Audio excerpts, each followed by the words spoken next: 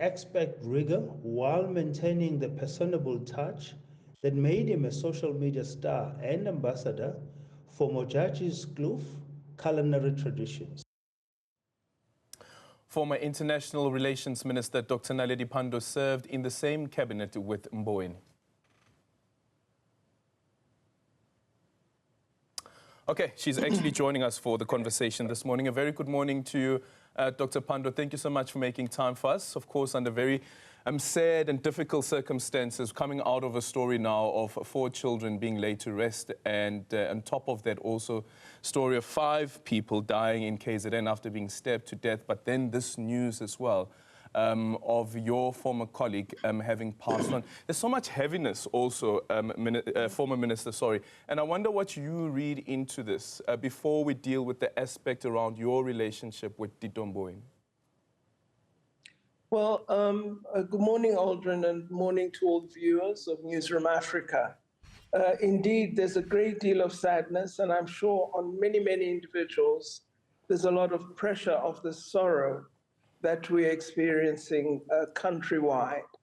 I think what this calls for is what the gentleman in the insert I heard a few moments ago referred to, which was more prayer, more attention to faith, but also I think more attention to community, to inculcating positive values in our society, and really beginning to ask ourselves, what would drive an individual who has no particular quarrel with 18 community members to proceed to shoot them down and murder them?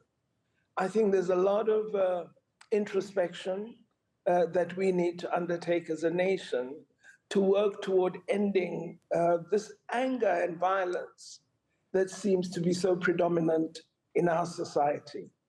Having said that, let me thank you for the opportunity to express my condolences to the family of Comrade Tito Mboweni.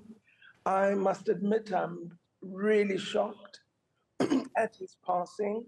It's news that was totally unexpected, and of course we always say it is only the Almighty who knows. We come from him, and to him we return.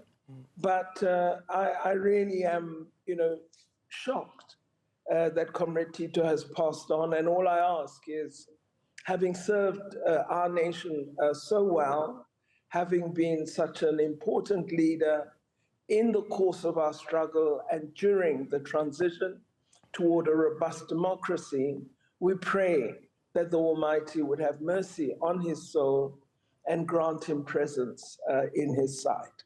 Yeah, and also looking at the various roles that he has played since the time of being the Minister of Labour under the Mandela administration and then going on to be the Reserve Bank Governor. What would you say his understanding in relation to power is when it comes to using power, using policy to actually change the lives of people on the ground? My sense of him was that he always had a very well-attuned sense of what needs to be done for our nation. We should remember that he is the person who developed the framework that gave life to the labor rights in the Bill of Rights of our Constitution. And he had a strong attachment to the trade union movement at that time, and matters such as the right to strike, procedures related to employment, to retrenchment, to dismissal, to many issues were addressed during his time. So there's a legacy that Tito Mboweni has left for South Africa. Yeah. And then, of course, his careful management of the economy, the work he did as a governor. He was a man of, I think, many talents and executed them with precision and due attention to national interest. Yeah. And also looking at the time where he had essentially left active politics and then later on President Cyril Ramaphosa calling on him to please come and fill this vacancy that had been left by Nhlanhla Nene. I don't know if you're comfortable with sharing what that conversation in cabinet would have been like. And I don't know, from my reading, it almost seems as though that while he did hit the call to become the finance minister, taking over from Nhlanhla Nene, was that he was also doing it very reluctantly so, because if you look, for instance, at when the president announced his resignation, he said that I accepted a long-standing request by Minister Tito Mboweni to be excused from his position as the Minister of Finance. What can you tell us about that particular period? Well, I think, as you know, public service is not an easy field in which one provides support to our nation. And I think he had had a period in which he'd spent time away from politics and had developed a large range of interests.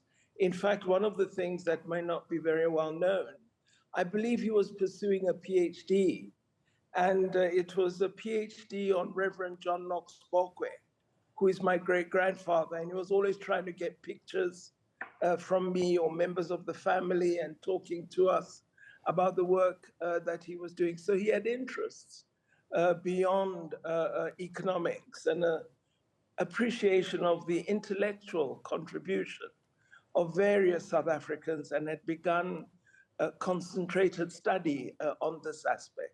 Yeah. And then, while sometimes we tend to speak a lot about his tenure as Minister of Finance, or even his time as a Reserve Bank governor, is the work that he did with the African Union's Reforms Advisory Committee under President Paul Kagame. Can you tell us about that particular role that he played and why it was important also to have that particular report that came from Paul Kagame around how do we transform the African Union and make sure that the African Union is fit for purpose? Well, this was one of the most important projects undertaken.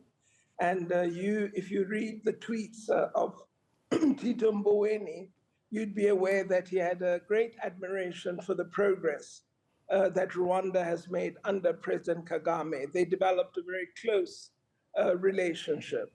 The work for the African Union was to introduce efficiency, to really cut down what had become a very large administration, which wasn't fit for purpose and which didn't have a clear set of performance targets, evaluation, and planning.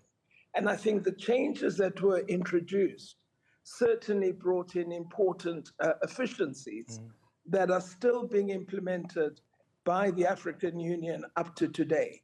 So that team has left an important mark on the African Union, which has enhanced its work and has also helped to ensure that the AU institutions are fit for purpose. This is when the change to NEPAD to become the African Union Development Agency, AUDA, NEPAD, occurred. So certainly the work of President Kagame and the team he worked with continues to be of influence. And Tito Mboweni's contribution to that remains indelible. Thank you so much for your time. Dr. Naledi Pandor, our former International Relations Minister.